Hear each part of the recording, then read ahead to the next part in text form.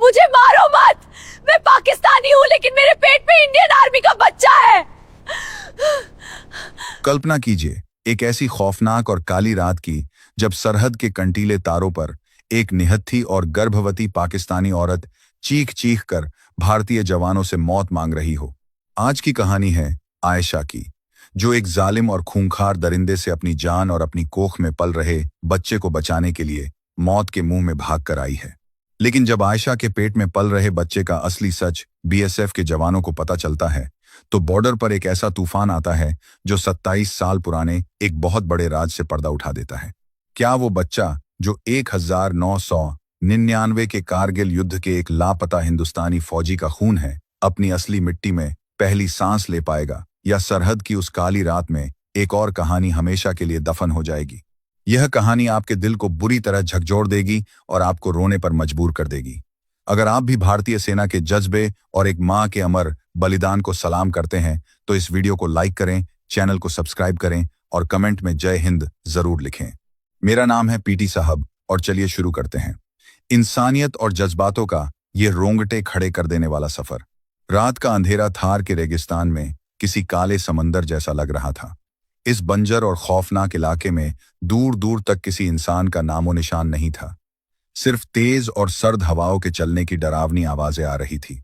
यह हवा रेत के कणों को उड़ाकर किसी तेज धार वाले चाकू की तरह शरीर पर मार रही थी। इसी भयानक और जमा देने वाली ठंड के बीच एक औरत बदहवास होकर रेत के ऊंचे ऊंचे टीलों पर दौड़ रही थी। उसका नाम आयशा था। आयशा की उम्र करीब 25 साल थी, लेकिन आज रात उसकी आंखों में जो खौफ और बेबसी थी वो किसी 100 साल के बूढ़े इंसान से भी ज्यादा गहरी थी। उसके पैरों में जूते नहीं थे। कंटीली झाड़ियों और नुकीले पत्थरों ने उसके नंगे पैरों को बुरी तरह चीर दिया था। हर कदम पर उसके पैरों से टपकता हुआ खून सफेद रेत पर गिरकर काला पड़ रहा था।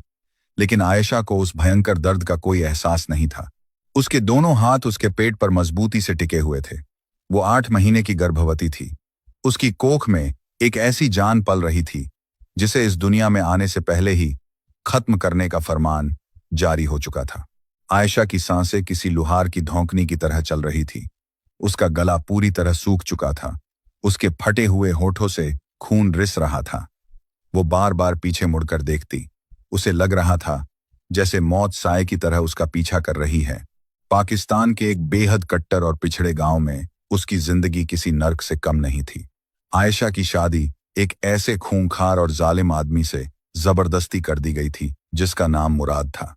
मुराद उस इलाके का एक बहुत बड़ा जमींदार और हथियारों का तस्कर था, जिसके लिए औरतें सिर्फ पैरों की जूती और गुलामी करने वाली मशीन थी। मुराद ने आयशा को कभी एक इंसान नहीं समझा। वो हर रात शराब के नशे में उसे बेरहमी से पीटता था। लेकिन आयशा की जिंदगी में यह दर्द तब एक भयानक तूफान में बदल गया जब मुराद को पता चला कि आयशा गर्भवती है। मुराद के लिए यह कोई खुशी की बात नहीं थी, बल्कि यह उसकी मर्दानगी पर एक बहुत बड़ा तमाचा था। मुराद यह बात बहुत अच्छी तरह से जानता था कि वो जिंदगी में कभी बाप नहीं बन सकता। उसके अंदर वो काबिलियत ही नहीं थी। फिर आयशा के पेट में पल रहा यह बच्चा किसका था? जब यह सच मुराद के सामने आया तो उसने अपनी दोनाली बंदूक निकाल ली और आयशा को बीच आंगन में घसीटकर उसके पेट पर लात मारने लगा। लेकिन आयशा कोई आम औरत नहीं थी, वो एक मां थी। और जब बात एक मां की कोख पर आती है तो वो मौत की आंखों में भी आंखें डाल लेती है। आयशा को उस घर का एक बहुत ही गहरा और खौफनाक राज पता था। मुराद की हवेली के पीछे बने एक बहुत पुराने और अंधेरे तहखाने में सालों से एक गुलाम कैद था। उस गुलाम का कोई नाम नहीं था। लोग उसे सिर्फ एक पागल और गूंगा नौकर समझते थे जो मुराद के जानवरों की देखभाल करता था। उसके शरीर पर अनगिनत कोड़े के निशान थे। उसकी पीठ बुरी तरह झुलसी हुई थी। उसे जंजीरों में बांध कर रखा जाता था। वो आदमी और कोई नहीं बल्कि 1999 के कारगिल युद्ध का एक लापता भारतीय फौजी था। उसका नाम कैप्टन देव था। युद्ध के दौरान जब वो बुरी तरह घायल हो गया था तो उसे पाकिस्तानी फौजों ने धोखे से बंधक बना लिया था। सालों तक उसे अंधेरी कोठरियों में यातनाएं दी गई। उसके नाखून निकाल लिए गए, उसकी जुबान काट दी गई ताकि वो कभी अपने देश का नाम ना ले सके। और फिर जब वो किसी काम का नहीं रहा तो उसे एक मरे हुए इंसान की तरह मुराद जैसे जालिम जमींदार को गुलाम बनाकर बेच दिया गया। आयशा रोज उस तहखाने में जानवरों के लिए चारा लेकर जाती थी।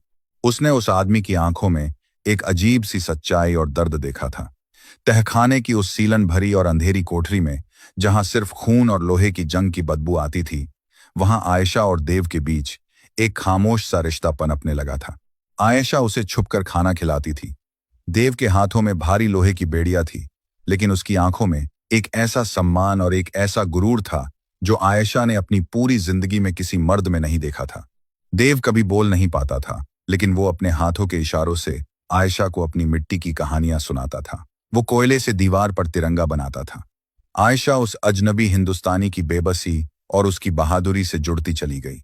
दो टूटे हुए और बेसहारा लोगों के बीच एक ऐसा रिश्ता बन गया जिसे दुनिया की कोई सरहद समझ नहीं सकती थी। आयशा को देव से प्यार हो गया था। वो प्यार जिस्मानी नहीं था बल्कि रूहानी था। एक ऐसा रिश्ता जो बिना कुछ कहे बहुत कुछ कह जाता था। और उसी सच्चे प्यार की निशानी आज आयशा के पेट में पल रही थी। एक हिंदुस्तानी फौजी का खून जो पाकिस्तान की जमीन पर अपनी मां की कोख में सांस ले रहा था। जब मुराद ने आयशा को मारने के लिए बंदूक उठाई तो हवा में मौत की एक अजीब सी ठंडक फैल गई। मुराद की बंदूक का घोड़ा चढ़ने की वो खौफनाक आवाज पूरे आंगन में गूंजी। लेकिन तभी तहखाने का भारी लकड़ी का दरवाजा एक भयंकर धमाके के साथ टूटकर गिर पड़ा। देव ने अपनी सालों पुरानी लोहे की बेड़ियां किसी घायल शेर की तरह एक ही झटके में तोड़ दी थी। वो तहखाने से निकलकर सीधा मुराद के सामने आ गया। एक ऐसा आदमी जो सालों से सिर्फ मार खा रहा था, जिसके शरीर में खून से ज्यादा जख्मों के निशान थे, आज अपनी औलाद को बचाने के लिए साक्षात काल बन गया था। देव ने मुराद और उसके आदमियों को कुछ देर के लिए अपनी नंगी हथेलियों से उलझा लिया। गोलियां चली, चीखें गूंजी, लेकिन देव एक चट्टान की तरह उनके सामने खड़ा रहा। उसने लहूलुहान हालत में आयशा की तरफ देखकर सिर्फ एक इशारा किया, भाग जाओ। अपने पेट की तरफ इशारा करके उसने आयशा को कसम दी कि इस बच्चे को किसी भी कीमत पर उस पार अपनी मिट्टी तक पहुंचा देना। आयशा रोते हुए वहां से भाग निकली। पीछे से गोलियों की लगातार आवाजें आ रही थी। आयशा जानती थी कि देव अब कभी वापस नहीं आएगा। उसने अपना बलिदान दे दिया था। अब आयशा का सिर्फ एक ही मकसद था, इस बच्चे को देव की मिट्टी पर जन्म देना, उसे हिंदुस्तान पहुंचाना। यही वजह थी कि आयशा आज इस खौफनाक रेगिस्तान में पागलों की तरह भाग रही थी। वो दिशा भूल चुकी थी, लेकिन उसका दिल उसे उस तरफ ले जा रहा था जहां से सूरज निकलता है, जहां उसका महबूब अपना घर बताता था। भागते भागते अचानक उसे बहुत दूर आसमान में एक तेज सफेद रोशनी दिखाई दी। वो रोशनी इधर उधर घूम रही थी। आयशा को समझते देर नहीं लगी कि वो भारत और पाकिस्तान की सरहद पर लगी सर्च लाइट है। वो मौत की लकीर आ गई थी। आयशा की सांसें अटक गई। उसने बचपन से सुना था कि इस लकीर के पास जो भी जाता है उसे गोलियों से छलनी कर दिया जाता है। वहां खड़े हिंदुस्तानी फौजी किसी पर रहम नहीं करते, लेकिन आयशा के पास पीछे मुड़ने का कोई रास्ता नहीं था। पीछे उसके शौहर के खूंखार कुत्ते और सिपाही उसे ढूंढ रहे थे। आयशा ने अपने पेट पर हाथ रखा, एक गहरी सांस ली और उस रोशनी की तरफ दौड़ पड़ी। जैसे ही वो सरहद के बिल्कुल करीब पहुंची, उसके सामने कंटीले तारों की एक बहुत ऊंची और भयंकर बाड़ आ गई। तारों के बीच में नुकीले लोहे के कांटे लगे हुए थे, जो किसी भी इंसान का मांस नोच लेने के लिए काफी थे। आयशा बाड़ के पास आकर गिर पड़ी। वो पूरी तरह टूट चुकी थी। उसे पेट में एक बहुत तेज और भयानक दर्द उठा, वो दर्द जो एक औरत को बच्चा पैदा होने से ठीक पहले होता है। आयशा समझ गई कि उसका वक्त करीब आ गया है, लेकिन वो यहां इस पार इस बच्चे को जन्म नहीं दे सकती थी। उसने अपने दांत कसकर भींचे, उसने जमीन पर रेंगना शुरू किया। तारों के नीचे एक छोटी सी जगह थी जहां से शायद कोई जानवर निकला होगा। आयशा ने अपना भारी शरीर उस संकरे रास्ते में डाल दिया।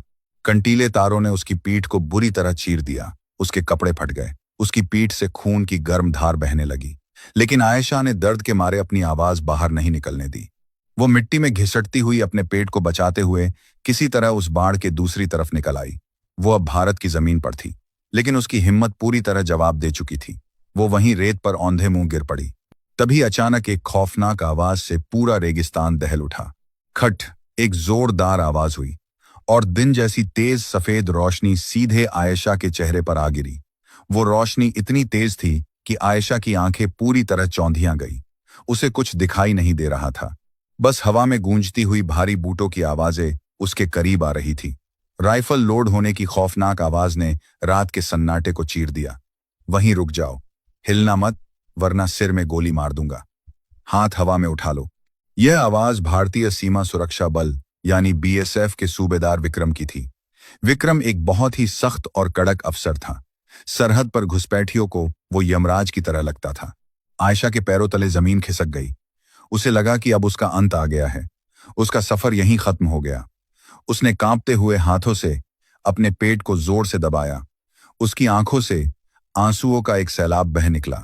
वो रेत पर घुटने के बल बैठ गई और उसने पूरी ताकत से रोते हुए चीख कर कहा, मुझे गोली मार दो साहब, मुझे मार दो, लेकिन मेरे बच्चे को बचा लो। वो तुम्हारी मिट्टी का है, उसे मत मारना। आयशा की यह दिल चीर देने वाली चीख सुनकर विक्रम और उसके साथ खड़े सिपाही राहुल के हाथ ठिठक गए। उनकी बंदूकें जो सीधे आयशा के सिर पर तनी हुई थी, वो थोड़ी सी नीचे हो गई। विक्रम ने सर्च लाइट की रोशनी में देखा कि सामने कोई खूंखार आतंकवादी या कोई जासूस नहीं है। सामने एक अकेली घायल और खून से लथपथ औरत बैठी है, जिसका पेट बहुत ज्यादा बाहर निकला हुआ है। वो बहुत बुरे हाल में थी। दर्द के मारे उसका शरीर धनुष की तरह मुड़ रहा था। विक्रम का फौजी दिमाग और एक इंसान का दिल आपस में टकराने लगे। नियम कहते थे कि घुसपैठिए को तुरंत गिरफ्तार करो या गोली मार दो, लेकिन सामने एक औरत मौत के दरवाजे पर खड़ी थी। विक्रम ने अपनी राइफल नीचे की। वो धीरे धीरे चलते हुए आयशा के करीब गया। उसने अपनी भारी आवाज को थोड़ा नरम किया और पूछा, तुम कौन हो और इस हालत में इतनी रात को जीरो लाइन पार करके यहां क्यों आई हो? तुम्हें पता है कि यह कितनी खतरनाक जगह है? आयशा की सांसें उखड़ रही थी। उसने विक्रम की वर्दी को देखा। वही रंग, वही बैज जो देव मिट्टी पर बनाता था। आयशा को लगा जैसे उसे कोई अपना मिल गया हो। वो विक्रम के बूटों के पास गिर पड़ी। उसने रोते हुए कहा, मैं उस पार से आई हूं साहब, मेरा नाम आयशा है। मेरे शौहर ने मुझे और इस बच्चे को मारने की कसम खाई है। अगर मैं वहां रहती तो वो हमें कुत्तों के आगे डाल देता। साहब, यह बच्चा किसी पाकिस्तानी का नहीं है, यह आपकी जमीन का है, यह आपके एक फौजी भाई का खून है। दिस इज द विक्रम और राहुल दोनों एकदम सन्न रह गए। विक्रम ने चौंक कर पूछा, तुम पागल हो गई हो क्या? क्या बकवास कर रही हो? तुम्हारी कोख में एक हिंदुस्तानी फौजी का बच्चा कैसे हो सकता है? सच सच बता, यह कोई चाल है तुम्हारी फौजों की? आयशा ने तड़पते हुए जवाब दिया, नहीं साहब, मैं खुदा की कसम खाकर कहती हूं, मेरा देव वो 1999 की कारगिल जंग का फौजी था। उसे सालों से हमारे गांव में एक जानवर की तरह गुलाम बनाकर रखा गया था। उन्होंने उसकी जुबान काट दी थी साहब, लेकिन वो हमेशा अपने देश के लिए रोता था। उसने मेरी जान बचाने के लिए आज अपनी जान दे दी। साहब, यह बच्चा उसी शहीद देव की आखिरी निशानी है। मुझे मार दो, लेकिन इस अमानत को अपने देश में ले जाओ। यह सुनकर विक्रम का पूरा शरीर सुन्न पड़ गया। 1999 का कारगिल युद्ध। विक्रम खुद उस जंग का हिस्सा तो नहीं था, लेकिन उसने उन वीरों की कहानियां सुनकर ही वर्दी पहनी थी। कई सैनिक ऐसे थे जिनकी लाशें कभी वापस नहीं आई, जिन्हें मिसिंग इन एक्शन मान लिया गया था। और आज 27 साल बाद सरहद के उस पार से एक औरत उस जंग के एक लापता हीरो का नाम ले रही थी। विक्रम के रोंगटे खड़े हो गए। उसकी आंखों में एक अजीब सी नमी आ गई। वो फौजी जो कुछ देर पहले एक पत्थर जैसा लग रहा था, आज अंदर से पूरी तरह पिघल चुका था। आयशा ने कांपते हाथों से अपने गले में पड़ा एक पुराना काला धागा खींचा। उस धागे में एक लोहे का टैग बंधा हुआ था। वो फौजी डॉग टैग था जो हर सैनिक पहनता है। उसने वो टैग निकालकर विक्रम की तरफ बढ़ा दिया। विक्रम ने उसे हाथ में लिया। उस पर जंग लगी हुई थी, लेकिन रोशनी में नाम बिल्कुल साफ पढ़ा जा सकता था, कैप्टन देव प्रताप सिंह, राजपूताना राइफल्स। विक्रम की आंखों से आंसू छलक पड़े। एक हिंदुस्तानी शेर 27 साल तक दुश्मन की मान में कैद था और उसने हार नहीं मानी थी। विक्रम तुरंत अपने घुटनों के बल नीचे बैठा। उसने अपनी पानी की बोतल निकाली और आयशा के सूखे होठों से लगा दी। लो पानी पियो बहन, घबराओ मत। अब तुम हिंदुस्तान में हो। यहां औरतों की इज्जत को हाथ लगाना तो दूर कोई उनकी तरफ आंख उठाकर भी नहीं देख सकता। राहुल, तुरंत जीप चालू करो। इसे बहुत तेज दर्द हो रहा है। हमें इसे तुरंत बेस अस्पताल ले जाना होगा। राहुल ने बिना एक पल की देरी किए वायरलेस पर हेडक्वार्टर को सूचना दी और जीप स्टार्ट की। विक्रम ने बहुत ही सम्मान के साथ आयशा को सहारा देकर उठाया। आयशा के पैर अब उसका वजन नहीं सह पा रहे थे। वो लगभग बेहोश हो रही थी। विक्रम ने उसे जीप की पिछली सीट पर लिटाया। विक्रम खुद उसके पास बैठ गया ताकि झटकों से उसे चोट ना लगे। जीप रेगिस्तान के ऊंचे नीचे और खतरनाक रास्तों पर पागलों की तरह दौड़ने लगी। रास्ते भर आयशा दर्द से बुरी तरह चीख रही थी। उसका खून जीप की सीट को लाल कर रहा था। विक्रम उसका हाथ पकड़े हुए था। वो उसे लगातार ढाढ़स बंधा रहा था। हिम्मत रखो आयशा, कुछ नहीं होगा तुम्हें। तुम्हारा बच्चा बिल्कुल सुरक्षित पैदा होगा। देव सर की निशानी को हम कुछ नहीं होने देंगे। यह हमारी सेना का तुमसे वादा है। आयशा की आंखें आधी बंद थी। उसे देव का मुस्कुराता हुआ चेहरा याद आ रहा था। वो देव जो कभी बोल नहीं पाया, लेकिन जिसकी खामोशी ने आयशा को जिंदगी का सबसे बड़ा सच सिखा दिया था। जीप लगभग उड़ती हुई बीएसएफ के कैंप और वहां से सीधे फौजी अस्पताल के गेट पर जाकर रुकी। अस्पताल में पहले से ही मेडिकल टीम अलर्ट पर थी। रात के 3 बज रहे थे। डॉक्टरों की पूरी टीम बाहर खड़ी थी। आयशा को तुरंत स्ट्रेचर पर लिटाकर अंदर ऑपरेशन थिएटर में ले जाया गया। विक्रम और राहुल ऑपरेशन थिएटर के बाहर उसी खून से सनी वर्दी में चुपचाप खड़े रहे। वहां का सन्नाटा बहुत भारी था। विक्रम के दिमाग में आयशा की बातें किसी तूफान की तरह घूम रही थी। एक भारतीय फौजी सालों से दुश्मन की कैद में, बिना जुबान के, बिना पहचान के, और आज उसकी औलाद एक पाकिस्तानी मां के पेट से जन्म लेने वाली है। यह कोई मामूली घटना नहीं थी। यह इंसानियत और देशभक्ति की एक ऐसी मिसाल थी जो पूरी दुनिया की सोच बदल सकती थी। विक्रम ने तुरंत अपने सीनियर अफसरों को पूरी घटना की रिपोर्ट भेजी। सेना के बड़े बड़े जनरल भी इस खबर को सुनकर सन्न रह गए। यह सिर्फ एक औरत के बॉर्डर पार करने का मामला नहीं था। यह भारत के एक लापता बेटे की पहचान का मामला था। दिल्ली तक इस बात की गूंज पहुंच गई। ऊपर से आदेश आ गया कि आयशा और उस बच्चे की जान किसी भी कीमत पर बचाई जाए। ऑपरेशन थिएटर के अंदर आयशा मौत और जिंदगी के बीच झूल रही थी। उसका बहुत ज्यादा खून बह चुका था। डॉक्टर पूरी कोशिश कर रहे थे। आयशा का शरीर ठंडा पड़ रहा था। उसे लग रहा था जैसे वो गहरी नींद में जा रही है, लेकिन उसके कानों में देव की वो खामोश आवाज गूंज रही थी, वो आवाज जो उसे हिम्मत दे रही थी। डॉक्टर ने आयशा से कहा, तुम्हें जोर लगाना होगा आयशा, वरना हम बच्चे को नहीं बचा पाएंगे। आयशा ने अपनी आंखें खोली। उसने अपनी पूरी जिंदगी की बची खुची आखिरी ताकत इकट्ठी की। उसने सोच लिया था कि वो इस बच्चे को हिंदुस्तान की खुली हवा में सांस लेने का मौका जरूर देगी। उसने एक बहुत लंबी और दर्दनाक चीख मारी, और उसी चीख के साथ ऑपरेशन थिएटर में एक नई और मासूम आवाज गूंज उठी। एक बच्चे के रोने की आवाज। वो आवाज इतनी तेज और साफ थी कि बाहर खड़े विक्रम और राहुल की आंखों से आंसू छलक पड़े। दोनों जवानों ने एक दूसरे को देखा और उनके चेहरे पर एक बहुत बड़ी और सुकून भरी मुस्कान आ गई। डॉक्टर ऑपरेशन थिएटर से बाहर आया। उसके चेहरे पर थकावट थी, लेकिन आंखों में एक चमक थी। डॉक्टर ने विक्रम की तरफ देखा और कहा, बधाई हो सूबेदार साहब, एक बहुत ही स्वस्थ लड़के ने जन्म लिया है और आयशा भी खतरे से बाहर है। हालांकि वो बहुत कमजोर है, लेकिन वो बच जाएगी। विक्रम ने आसमान की तरफ देखकर दोनों हाथ जोड़ लिए। उसने अपने मन में कैप्टन देव को सलाम किया। अगले दिन सुबह जब सूरज की पहली किरण भारत की जमीन पर पड़ी, तो वो आयशा के अस्पताल के कमरे की खिड़की से अंदर आई। आयशा बिस्तर पर लेटी थी। उसका चेहरा पीला था, लेकिन उसकी आंखों में दुनिया की सबसे बड़ी खुशी थी। उसके सीने से लगा हुआ एक छोटा सा बच्चा सो रहा था। वो बिल्कुल देव की तरह दिख रहा था। विक्रम और सेना के कई बड़े अफसर उस कमरे में आए। विक्रम ने बहुत ही प्यार से आयशा के पास आकर पूछा, आयशा बहन, इस बच्चे का क्या नाम रखोगी? आयशा ने अपनी कमजोर आंखों से विक्रम को देखा। उसने बच्चे के माथे को चूमा और कहा, इसका नाम शौर्य होगा साहब, क्योंकि यह एक बहुत ही शूरवीर और बहादुर फौजी का बेटा है। यह बच्चा सरहद पार की उस नफरत को खत्म करने के लिए पैदा हुआ है। विक्रम ने आयशा को सैल्यूट किया। उसने कहा, यह शौर्य आज से भारत का बेटा है आयशा। यह एक शहीद का खून है। भारत सरकार तुम्हें यहां पूरी इज्जत के साथ रहने की नागरिकता देगी, और तुम्हारा यह भाई तुमसे वादा करता है कि हम देव सर को ढूंढने के लिए पाताल तक जाएंगे।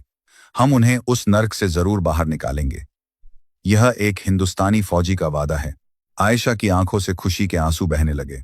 सालों बाद उसे ऐसा लग रहा था कि वो किसी अपने के बीच महफूज है। उस रात बॉर्डर पर आयशा ने चीखकर अपनी मौत मांगी थी, लेकिन बीएसएफ के जवानों ने उसे वो जिंदगी दी जो उसे अपनी पूरी उम्र पाकिस्तान में कभी नहीं मिल सकती थी। सरहदें सिर्फ जमीनों को बांट सकती हैं, लेकिन जब बात खून और प्यार की आती है तो इंसानियत का कोई धर्म या देश नहीं होता। आयशा की इस बहादुरी और बीएसएफ जवानों के इस फैसले ने यह साबित कर दिया कि वर्दी के पीछे एक धड़कता हुआ दिल होता है। वो दिल जो दुश्मनी के अंधेरे में भी उम्मीद का दिया जला सकता है। आज भी शौर्य जब अपनी मां के साथ हिंदुस्तान की खुली हवा में सांस लेता है, तो उसकी हंसी में देव का वो बलिदान नजर आता है जिसने एक नई कहानी को जन्म दिया। दोस्तों, ये कहानी सिर्फ एक सरहद पार करने की दास्तान नहीं है। ये उस विश्वास की कहानी है जो एक औरत ने एक दुश्मन देश की वर्दी पर किया। ये उस जज्बे की कहानी है जो हमारे फौजी भाई रात दिन सरहद पर दिखाते हैं। अगर आपको लगता है कि विक्रम ने आयशा को बचाकर सही किया तो अपनी राय हमें कमेंट में जरूर बताएं। और अगर इस कहानी ने आपके दिल के किसी कोने को छुआ है तो इसे अपने हर दोस्त और परिवार के साथ शेयर करें, ताकि दुनिया को पता चले कि हमारे हिंदुस्तान का दिल कितना बड़ा है। ऐसे ही रोंगटे खड़े कर देने वाले और जज्बाती किस्सों के लिए हमारे चैनल को सब्सक्राइब करना ना भूलें। मैं फिर आऊंगा एक ऐसी कहानी लेकर जो आपकी रूह को झकझोर देगी। तब तक अपना ख्याल रखें, देश से प्यार करें और अपनों का साथ निभाएं। और बाहर निकला। उसके पीछे पीछे उसके तीनों सिपाही भी अपने डंडे और राइफलें निकालते तेज थीं। उसे समझ नहीं आ रहा था कि अब क्या होगा। दरोगा अपनी तोंद हिलाते हुए गालियां बक खामोश तूफान पल रहा था। पक्की सधक, दोनों ओर खेतों में खड्डी फसलें। दोपहर का सूरज अब और भी तेज चमक रहा था। पक्की सड़क पर उठी हुई धूल धीरे धीरे बैठ रही थी। गेहूं और सरसों के खेत इस खामोश टकराव के मूक गवाह बन रहे थे। हवा में एक अजीब सा तनाव, चुनौती का गुस्सा साफ झलक रहा था। उसके पीछे उसके 3 सिपाही भी थे, जिनके हाथों में पुलिस के डंडे थे। दरोगा आंत खदेड़ा था। एक फौजी की सबसे बड़ी ताकत उसका शारीरिक बल नहीं, बल्कि उसका मानसिक संतुलन। AK-47 सूरज की रोशनी में एक अलग ही खौफ पैदा कर रही थी, लेकिन दरोगा अपने अहंकार में वह शीशे से इस खौफनाक नजारे को देख रही थी। एक तरफ 4 वर्दी वाले गुंडे थे और दूसरी तरफ उसे बचाने आया। उसने अपनी बेल्ट पर हाथ रखा और बेहद घटिया लहजे में विक्रम को घूरते हुए बोला, क्यों बे फौजी, बहुत गर्मी है तेरे खून में? एकदम सीधे खड़े होकर दरोगा की आंखों में आंखें डालकर बोला, साहब, कानून की वर्दी आपने भी पहनी है और मैंने। जिस महिला की आपको रक्षा करनी चाहिए थी, आप उसी की इज्जत लूटने पर उतारू हैं? दरोगा हंसा। 2 कौड़ी के सिपाही, अभी तेरे हाथ पैर तो धवाकर इसी गाड़ी के पीछे बांधकर इसके पैर और छीन लो इसकी बंदूक। आज इसे बताता हूं कि पुलिस से पंगा लेने का अंजाम क्या होता है। सिपाहियों ने, जब पानी सिर के ऊपर से गुजर जाए तो एक सैनिक को अपना असली रूप दिखाना ही पड़ता है। जैसे ही दरोगा ने आगे बढ़कर